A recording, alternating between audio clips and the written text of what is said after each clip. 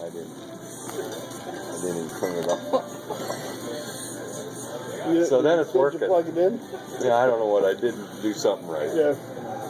And then they get back from Tucson.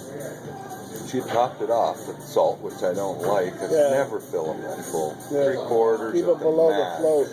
Yeah, way low, half full. You know. I should have him in the training. They get back from Tucson. She calls me and says, "Hey, this thing still ain't working. It has not used a bit of salt." And I said, "Well, have you used water?" "Well, no, we've been in Tucson all winter." I said, "Well, it ain't supposed to use any salt. If you don't use water, it ain't going to use salt." "Oh, really?" "Well, come by and look at it anyway." So I went and looked at it. Called me a month later. "Hey, it's down.